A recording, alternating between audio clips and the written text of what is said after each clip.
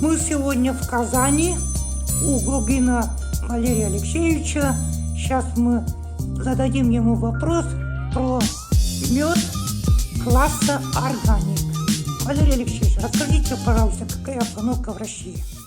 Добрый день, уважаемые коллеги. Люди неравнодушные к проблемам, происходящим сегодня с экологией. Я вот тут выступал с докладом перед нашими участниками обучающего семинара и рассказывал об органическом меде. Производство органического меда у нас прописано в требованиях стандарта. Это ГОСТ, стандарт международный, межгосударственный 33980-16.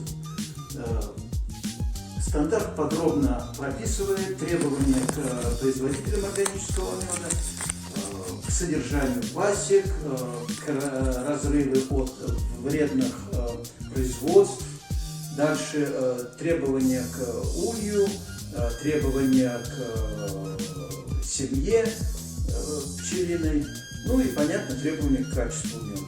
Органический мед может быть в самом производстве, с учетом вот тех затрат, о которых я сказал, значит, он будет чуть подороже в производстве, но он и в реализации сегодня также дороже.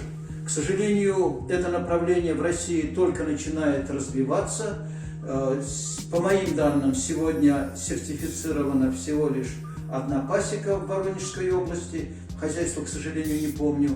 Но процесс этот без сомнений пойдет. Потребность на рынке в органическом меде очень существенна. И пока она закрывается поставками извне, мед везут, к сожалению, и из Европы. Я не сомневаюсь, что в России этот вопрос пойдет.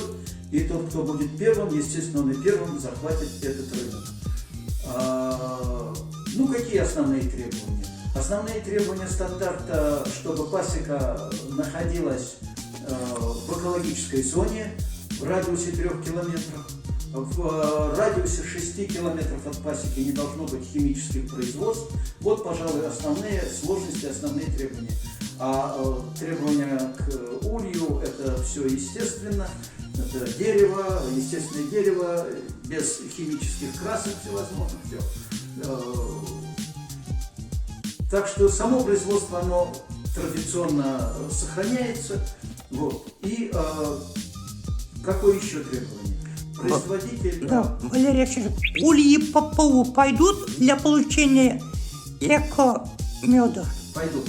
Значит, теперь, что еще какие требования?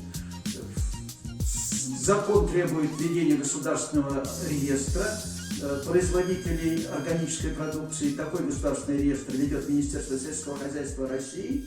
Дальше, значит, чтобы попасть в этот реестр, пасека должна быть сертифицирована. Сегодня 3 органа в России имеют право на сертификацию производителей органического меда. Это 2 органа в Москве. Органик Эксперт, дальше орган по сертификации при Роскачество и один орган здесь у нас в Татарстане, Тест Татарстан. Вот 3 органа аккредитованы на сертификацию органического меда. Сама процедура сертификации весьма несложная. Вы пишете заявление, выходите с ними на связь, пишете заявление, и они заключают с вами договор на производство этой работы. Ну, в Татарстане этот процесс, он сегодня пошел. Во-первых, республика приняла свой закон по производству органической продукции, не соотносительно меда. Вообще по органической продукции закон предусматривает государственную поддержку. У нас есть положение о субсидировании издержек хозяйств, принявших решение переходить на органику.